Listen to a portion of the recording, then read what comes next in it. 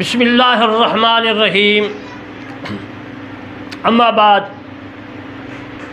عزیزان محترم، جو میں ویڈیو بنا رہا ہوں اس وقت یہ قربانی کے متعلق عرض کر رہا ہوں، اور قربانی کے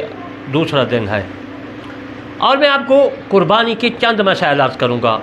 قربانی کرنا واجب ہے،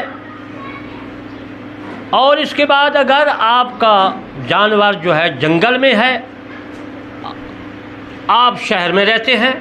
اگر جنگل میں آپ کا گھر ہے جہاں مسجد ہے لیکن کوئی عید نہیں پڑھی جاتی،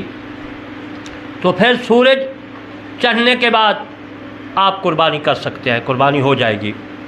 اگر قربانی کا جانور شہر میں ہے، جب تک عید الاضحیٰ کی نماز نہیں پڑھی جائے گی اس وقت قربانی کا جانور آپ ذبح نہیں کر سکتے، یعنی عید الاضحیٰ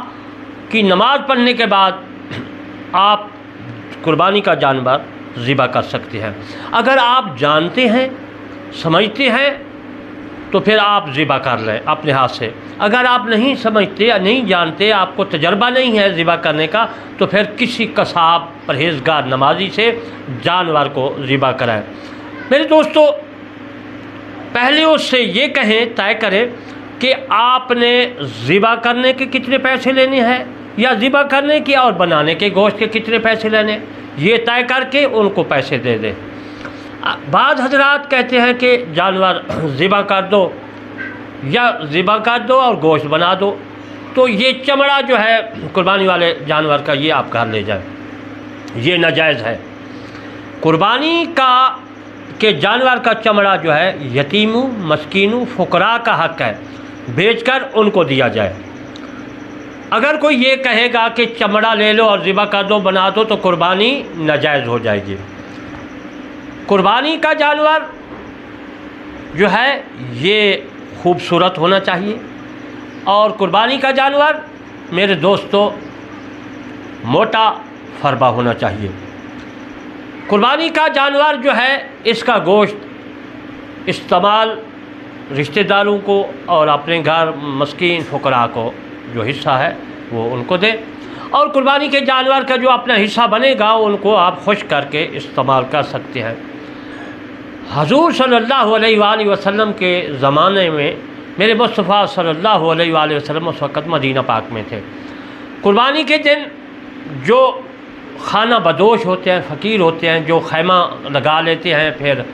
10-20 دن ادھر رہے پھر چلے گئے، وہ مدینہ پاک کے چاروں طرف انہوں نے کہا کہ خیمے لگا دیے، پھر قربانی کا جانور جو ہے ذبح کریں گے، ہم گوشت کھائیں گے۔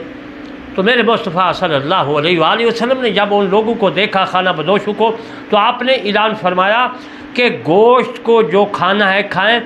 اور اس کو خشک کر کے جمع نہیں کرنا۔ تو وہ یتیم، مسکین، فقراء، خانہ بدوش لوگ آئے، گوشت لے گئے۔ جب دوسرے سال یا تیسرے سال وہ لوگ نہیں آئے، تو میرے مصطفیٰ صلی اللہ علیہ وآلہ وسلم نے جب خانہ بدوش لوگ نہیں آئے، تو پھر میرے مصطفیٰ صلی اللہ علیہ وآلہ وسلم نے رحمت کی نظر فرمائی، دیکھا نہیں ہے، تو آپ نے فرمایا کہ قربانی کا گوشت جو ہے کھائیں، یتیم، مسکین، رشتہ دار، قربا کو بھی دیں، اور اس کے بعد خشک کر کے آپ استعمال کر سکتے ہیں۔ بعض حضرات قربانی کا گوشت خشک کر کے پھر محرم کے دن کہتے ہیں کہ یہ پکایا جائے، زیادہ ثواب ہوگا، اس کی کوئی اثر نہیں ہے۔